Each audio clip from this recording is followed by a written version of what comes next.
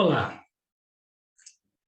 estamos aqui para dar prosseguimento a esse nosso estudo, esse estudo sistematizado da doutrina espírita, um estudo que tem de levar até você as informações corretas, acertadas, do que é o espiritismo. Nós vamos então estudar, estamos dando prosseguimento nesse estudo, baseados num estudo muito aprimorado da Federação Espírita Brasileira.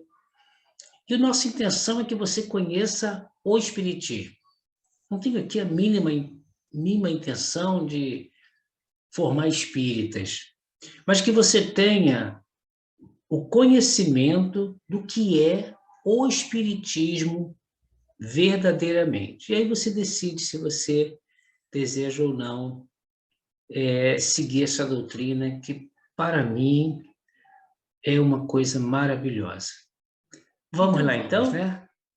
Então, a nossa União Cristã Espírita Amor e Verdade, a UCEAV, nesse programa Um Farol para o Mundo de Regeneração, vamos dar continuidade a esse trabalho que é o estudo sistematizado da doutrina espírita, essa apostila criada pela Federação Espírita Brasileira. Então nós estamos procurando estudá-la, esmiuçá-la, para que fique de uma forma muito tranquila, para que você possa compreender o que é o Espiritismo. E agora, nós já vamos partir para o início. Falamos em histórico, demos uma passagem geral do que é o Espiritismo e falamos do histórico, como é que a espiritualidade trouxe o Espiritismo até nós. Agora, nós vamos falar de realmente como é que foi esse início, o que trouxe, o que a espiritualidade fez para que chegasse até nós o Espiritismo como nós conhecemos hoje. Bem, e aí tem dois fatores, dois acontecimentos importantíssimos que nós vamos passar a tratar a partir de hoje. Não vamos falar todo ele hoje, porque vai ser paulatinamente, porque o objetivo não tem pressa. O objetivo é que você que está me assistindo, que está acompanhando, tenha noção exata, possa estudar e compreender como é que chegou o Espiritismo.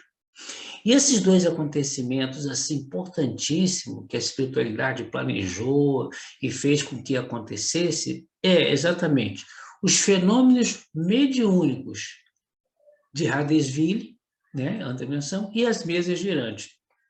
As mesas girantes, a gente já vai ver isso na Europa, e os fenômenos de Hardesville nos Estados Unidos. Vamos lá, então, vamos entender, né? Hardesville e a família Fox. Uma família muito importante para esse início do Espiritismo. Quais são os nossos objetivos, né? Primeiro, analisar as características desses fenômenos, tanto de Hardesville quanto das mesas girantes, para que nós possamos entender. O Espiritismo é uma doutrina da fé raciocinada. Então, você tem que entender, raciocinar, saber se aceita ou não, para que você possa prosseguir. Nós não somos adeptos da fé cega, aquela fé que falou e você acredita e pratica. Não, a gente entende para praticar. Um outro objetivo é refletir sobre essa importância desses fenômenos para o surgimento da nossa doutrina espírita. Então, vamos lá. Como é que tudo começou, né? Em 11 de dezembro, para ser mais exato, de 1847, a família Fox, vamos falar dessa família, instalou-se numa modesta casa no vilarejo de Hardesville. Esse vilarejo ele fica no estado de Nova York. E aí a casinha, bem humilde, uma casinha bem simples, que eles vieram morar. Mas aí, como é que era isso? Esse grupo, essa família, ela se compunha, quando foi morar nessa casa, do senhor John David Fox e da sua esposa Margaret Fox. Então, esses dois eram os donos da casa, vamos colocar assim. Mas eles não foram para essa casa sozinhos, né? Eles foram com ele, tinham mais filhos, mas foram com ele duas filhas. Kate, que tinha apenas 7 anos na época, e Margaret, que tinha 10 anos. Essas duas personagens, elas se fazem muito importante para que nós possamos entender tudo isso. Mas o casal possuía mais filhos e mais filhas, mas esses eram os menores e os outros eram grandes. E tem um outro personagem que a gente vai colocar aqui, que é a Leah, que ela não morava com eles, ela morava em Rochester, ela ensinava música, então ela já tinha uma vida formada, né? Já era casada, e ela foi conhecida muito mais tarde. E, na realidade, quando você vai ver nos livros históricos, você vai conhecer essa Leah, Leah Fox, aí já pelos nomes de casada. E depois você vai ter, né, essas pessoas, a gente vai ver a Mr. Fish, que era a Kate, na época, né? Mr. Underfield, que é a Leah, e vai ver Mr. Brown, Margaret. Então, todos aí são nomes de casado futuramente. Porque no início, somente a Kate e Margaret, que na realidade participaram dos eventos iniciais. Depois, a coisa parece que estava acontecendo, a espiritualidade mandou, enviou vários espíritos para que pudesse, assim, foi um levante geral naquela época. E aí parece que a Leá, ela também depois, parece não, a Leá depois passou então a também ter manifestações. Mas não foi fácil não, não foi uma coisa fácil não. Vamos ver como é que aconteceu nessa casa dele, vamos ver por que tudo isso aconteceu. No início, habitava nessa casa, isso antes ainda da família Fox ir morar, tinha nessa casa um casal Bell, né? O casal Bell era o que habitava nessa casa. E aí, eles tinham uma dama de companhia, uma servente, que se chamava Lucrétia. E essa Lucrétia, ela era, então, essa companhia do casal. E ela conta que por volta de 1842 até 44, que a gente não tem exatamente essa verdade, que houve um mascate que se hospedou na casa dos Bells. O mascate era aquela pessoa que viajava vendendo coisas, né? Então, ela conta, né? A Lucrétia conta, então, que havia esse homem, né? Um mascate que se hospedou. E por que isso ficou tão importante? Porque quando eles se hospedaram, bom, a Lucrétia foi mandada dormir na casa dos pais. Por que isso é importante? Porque 3 dias depois, o casal Bell chama novamente Lucrécia, procura Lucrécia para ela retornar para casa. E aí ela disse que, depois dessa época, o mascate já tinha ido embora e ela nunca mais viu esse homem. Bom, então passou esse fato aí.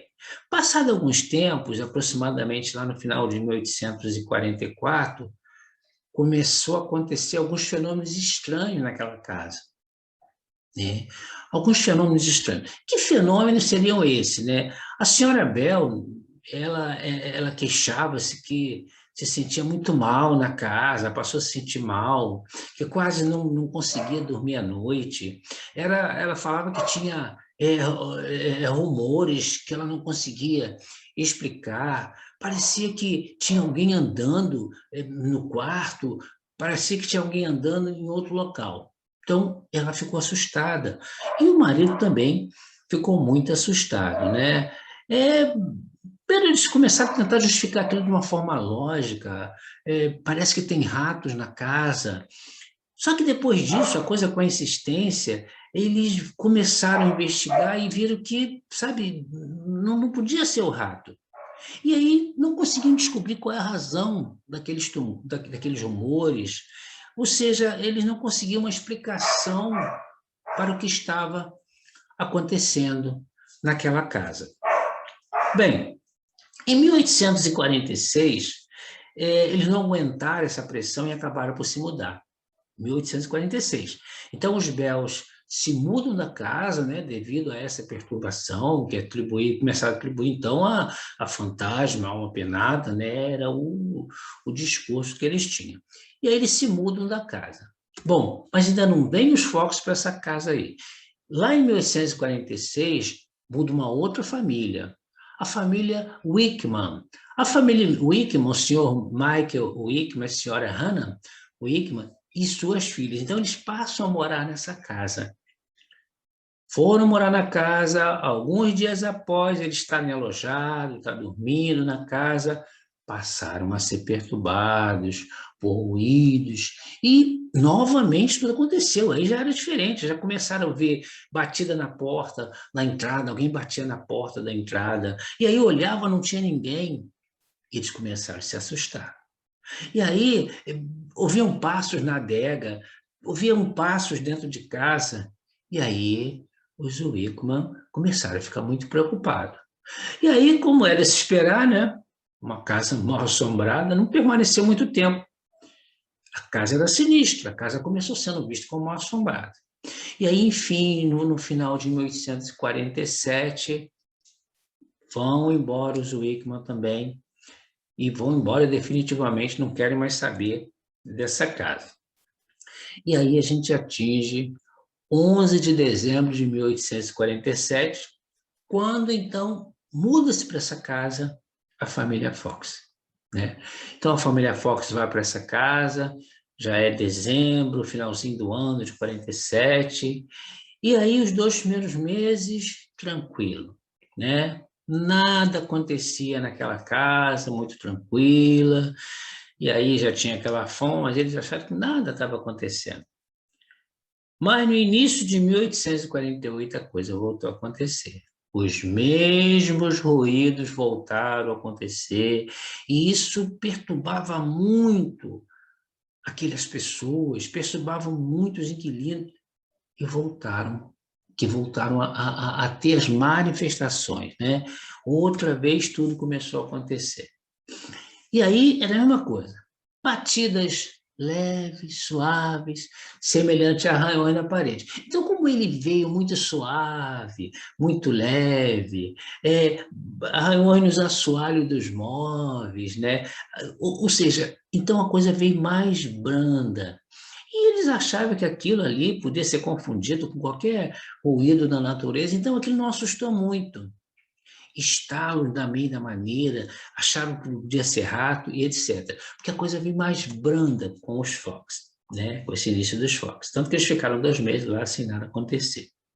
E aí, com isso tudo, a família Fox não se sentiram molestada, né? Não se sentiram alarmada e ficaram tranquila. Não tiveram, não se assustaram com o acontecido.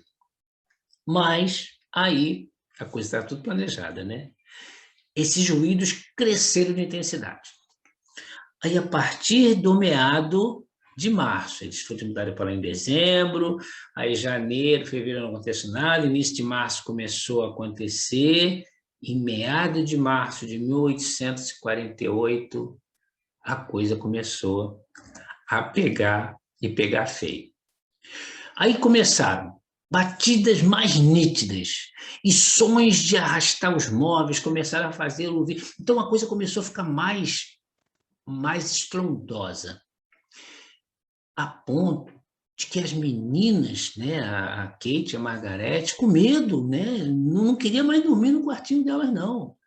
Não queria mais ficar lá. E aí passaram a dormir no quarto dos pais. E como todo mundo ouvia, não eram só as meninas, assim, materializada, então eles passaram a dormir lá com os pais com medo daquilo que aconteceu. Ainda ficaram achando que não era nada, né? Não queriam acreditar no óbvio. Então, eles passaram no início a não acreditar. Depois, como a coisa ficou mais forte, eles passaram, então, a atribuir ao sobrenatural. Os ruídos têm algum outro significado.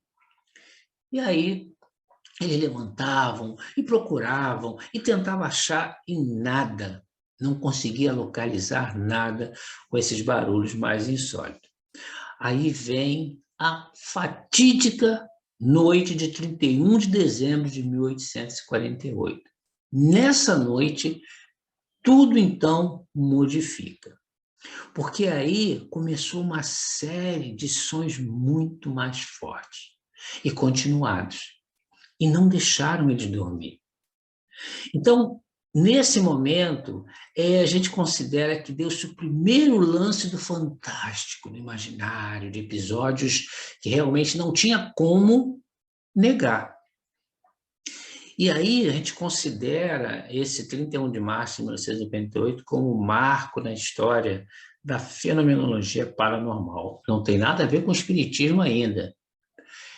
Aí, porque existiam pessoas que trabalhavam a fenomenologia, mas de forma mais branda, nada que acontecesse dessa maneira. A partir desse dia, é um marco histórico que vai ter muitos estudiosos que estão trabalhando em cima disso. E o que acontece nessa noite? A Kate, né, 7 anos, né, é novinha, com aquela intensidade da criança, né, ela teve, como colocado, a audácia de desafiar a força invisível. Como é que ela fez? Ela batia na palma da mão, e a resposta do espírito era a mesma quantidade de pancada com a mesma intensidade que ela colocava, que ela fazia. E aí, ela, uma menina de 7 anos, né? Ela percebeu que ele respondia, que o barulho ele tinha uma lógica. E aí realmente estava a prova de que aquilo era algo inteligente. Era algo inteligente. E aí, nós vamos ver, eu coloquei assim um depoimento da senhora Margarete, que é muito interessante, que ela faz um depoimento depois, que ela diz que nessa noite, a gente vai ver com as palavras dela, como é que ela colocou. Ela disse que na noite de sexta-feira, 31 de março, isso é uma sexta-feira, né, 1848, aí ela conta, resolvemos ir para a cama um pouco mais cedo e não nos deixamos perturbar pelos barulhos, né, que estava sempre acontecendo já em meados de março. Eles já achavam que ia ter uma noite de repouso, tranquila. Aí ela diz que o senhor Fox, né, o marido dela, ele ainda não tinha ido para a cama quando ouviram os primeiros ruídos naquela noite. E ela fala, eu apenas me havia deitado. A coisa começou como de costume, todos os dias, mas ele não ia estar preocupado com isso. As meninas que dormiam em outro quarto, né, em outra cama, no próprio quarto dela, ouviram as batidas e procuraram fazer ruído semelhante no estalar de dedo. É o que a gente conta ali da Kate, né, que ela fez isso. Minha filha menor, Kate, disse batendo palma, senhor Pé Rachado, até deu um nome para ela, né, Pé Rachado. Faça o que eu faço. Imediatamente seguiu-se os sons com o mesmo número de palmas. Espera aí é algo diferente. Então, Margarete disse brincando, agora faça exatamente como eu, conte. 1, 2, 3, 4. E bateu palmas. Tá, tá, tá, tá. Então, ruídos se produziram como antes. Ela teve medo de repetir o ensaio, isso é a mais velha. Então, ia na mesma intensidade com as mesmas quantidades de pancada. Então, Kate disse, na simplicidade infantil, oh, mamãe, eu já sei o que é. Amanhã é 1º de abril e alguém quer nos pregar uma mentira. Bem, né? A simplicidade da criança. Então, a Dona Margarete fala, né? Então pensei em fazer um teste que ninguém seria capaz de responder. Pedi que fossem indicados as idades de meus filhos sucessivamente. Mas ela tinha vários outros filhos. Instantaneamente foi dado a exata idade de cada um, com pancadas, fazendo pausa de uma para outra, a fim de separar até o 7º, depois que se fez uma pausa maior e 3 batidas mais fortes foram dadas, correspondendo à idade do menor que havia morrido. Então ela fez esse teste, quem é que podia saber disso? Né? Inclusive tinha um já desencarnado. E aí eles batiam. Se fosse o mais velho lá de 34, ele bateu 34 vezes, dava uma pausa e partia para o próximo. Então, nesse depoimento da senhora Fox, uma coisa interessante, o que acontece? O que acontece nessa noite, nessa fatídica noite, né?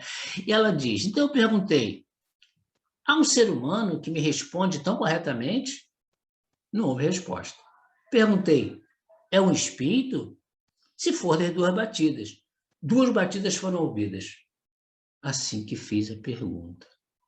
Então, assim, ela começou a perceber que existia uma resposta inteligente para cada pergunta feita.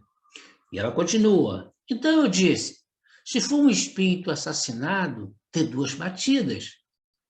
Essas foram dadas instantaneamente, produzindo um tremor na casa. Então, assim, foi algo que, tipo assim, parece que o espírito estava conseguindo que chegasse aonde ele queria. Senhora Margarete, perguntei, fui assassinado nesta casa? A resposta foi como a anterior, rapidamente, 2 pancadas e estrondosa. A pessoa que assassinou ainda vive? Resposta idêntica. Então, quem o assassinou ainda estava vivo. 2 batidas. Pelo mesmo processo, narra a senhora Fox, né? Pelo mesmo processo, verifiquei que fora um homem que o assassinaram nesta casa e os seus despojos enterrados na adega. Então, fizeram várias perguntas e ela chegou a essa conclusão. Então, eu perguntei, continuará batendo se chamarmos os vizinhos para que também escute? A resposta foi afirmativa. A resposta foi alta. Ou seja, não estava limitada à família Fox. Era para todos. Então, a espiritualidade colocou uma explosão de acontecimento da espiritualidade. A gente entende que, nesse momento, então, a espiritualidade permitiu que todos os espíritos, e que esses espíritos que estão falando são espíritos bondosos, espíritos evoluídos, todos os espíritos que tivessem condições ali de auxiliar nesse aspecto, se manifestassem. Desse modo, foram chamados vários vizinhos, os quais, por sua vez, convocaram outros vizinhos, de maneira que mais tarde, nos dias subsequentes, o número de curiosos era menor. Então, está acontecendo naquela casinha simples. E aí pergunta, se o assassino pode ser levado ao tribunal? Nenhuma resposta. Pode ser punido pela lei? Nenhuma resposta.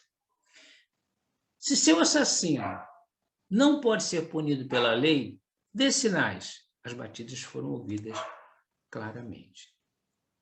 Por que a gente está falando isso? Para ter essa compreensão de como aconteceu tudo isso. Vamos terminar o depoimento dela.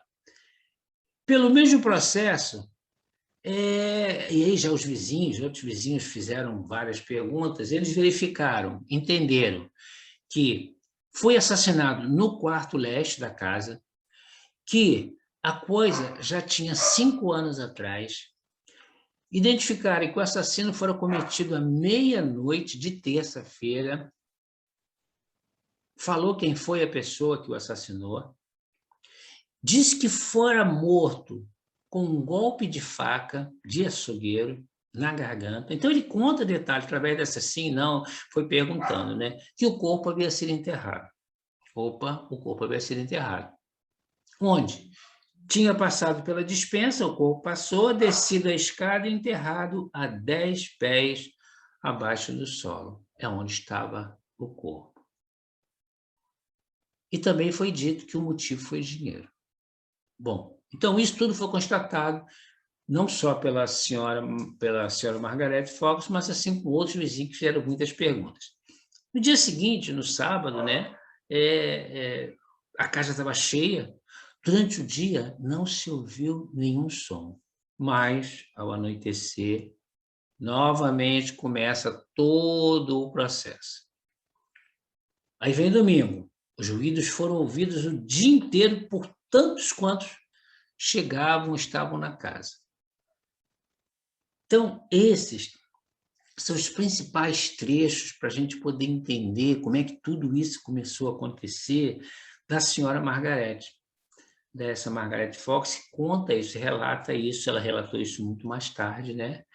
E o que nos interessa mais é essa descrição dela, viva, de como tudo aconteceu, né? Como é que foi esses acontecimentos de Huddersville, nessa noite de 31 de março de 1848.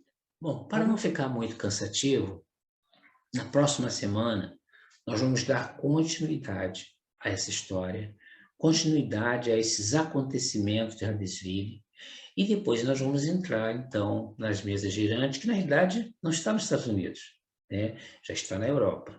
E nós vamos, então, compreendendo paulatinamente como é que esse espiritismo, como é que essa doutrina chegou até nós.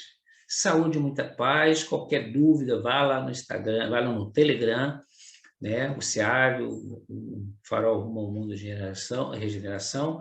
Faça as suas perguntas e nós responderemos na medida do possível, buscando dentro da doutrina espírita. Que a paz esteja convosco.